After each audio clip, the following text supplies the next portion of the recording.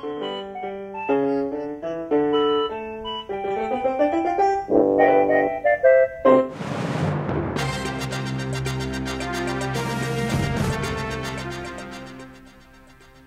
evening. I'm Peter Paulson. And I'm Faith Wheeler. And this is TV Dinner. You know, we live in a country with a bounty of growers and organics, and all I see in this week's news is junk.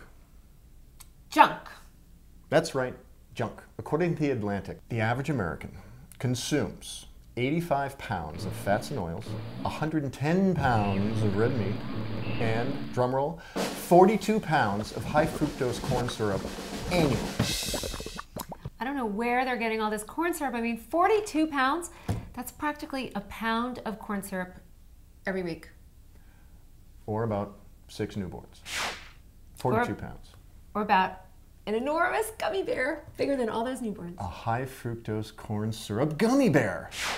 Yeah, and that's why we're such a fat nation. Peter, what are you doing? Nothing.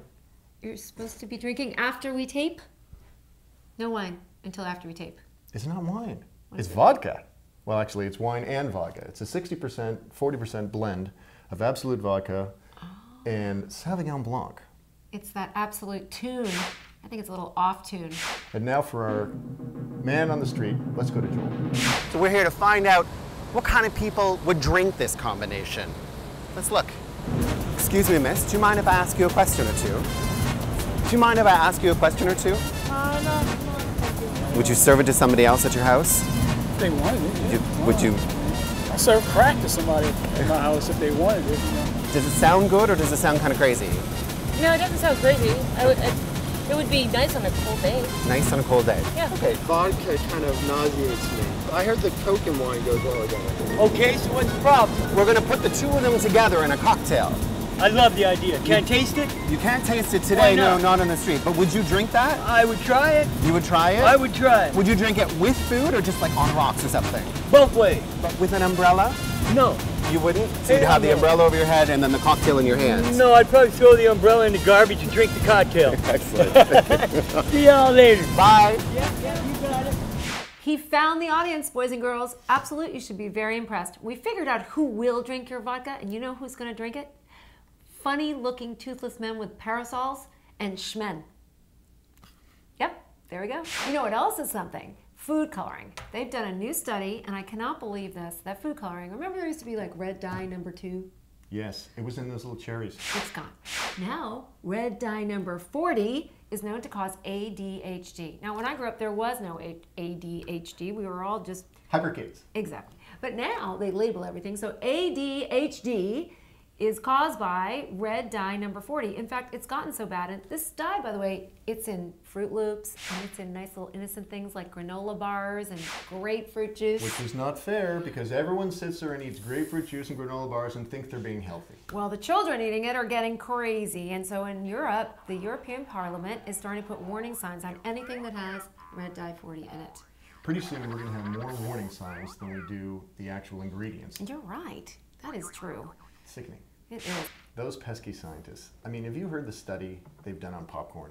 You mean we're eating too much of that too? No. You mean it has fructose in it? Maybe, but no. Scientists have discovered that Americans will eat almost anything in the dark. According to the study, scientists gave people in an office stale popcorn. They didn't eat it. They put them in a dark theater, and presto, the bucket's empty.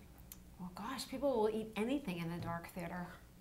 You know, Faith, I've eaten a lot of things in the dark that I'm not proud of. Ew.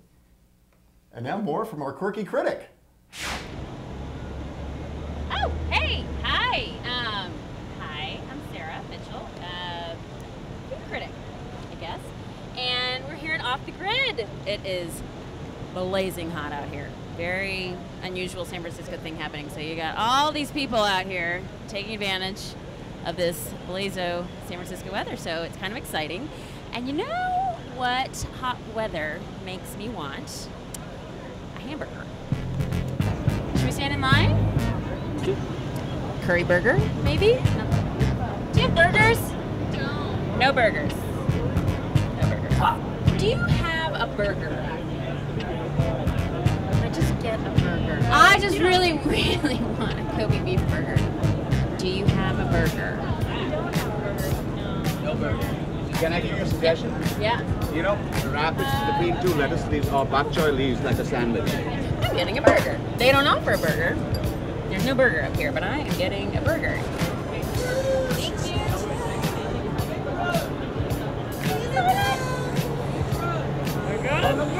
Let me see my creation. I got a burger. It's here to celebrate my burger see with my me. creation.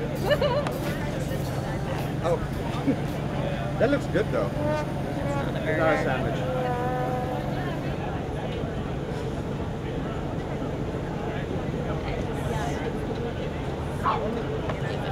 Come and hang out with me and my friend. Can I help you out with something? Come here for a second. Yeah, a piece of grass on your nose. Oh, cool. Thank you. Camera ready. Come and give me your details. I'm not hungry. Faith and Peter. On a more uplifting note, You have something well, good. I do. I have a good story about junk that Fantastic. not junk. Tell us. Okay, Stockbox. Stockbox Grocery, brand new company out of Seattle. You know what they're going to do? They are going to bring to an urban food desert. Do you know what an urban food desert is? No! I will tell you. It is a place that does not have any fresh food within somewhere between 1 and 10 miles. It's pitiful. What they're going to do is bring a container, 160 square feet, filled to the brim with fresh food. And that's their hope. They'll get people to eat better. What do you think? I think in theory it's brilliant, but I think if you put it into practice and you put one of those boxes out in a parking lot in the Midwest, people are going to think, gun sale! I think inside you're going to find ammo. They think they're going to find ammunition, bullets, you know, and guns of all different shapes and sizes, you know, for the big one. And they're going to be really disappointed when they see produce. Just saying. Gosh, that's sad. It makes me want to cry. Gun sale! But more importantly, I wonder what San Francisco would put in that box. If you had to put something in that box, what would you put in that box? I mean, I know myself, I would probably have 14 different flavors of coffee because I love checking, you know, which coffee is better than the other coffee. I know what I'd stuff in that box. Oh dear, I don't want to know what he'd stuff in the box. Is there anything else before I say? You say tomato, I say tomato. And You say potato, and I say potato. And you say sugar, and I say high fructose corn syrup. Let's call the whole thing off. See? This is TV Dinner, and I'm Faith Wheeler. And I'm Peter Paulson.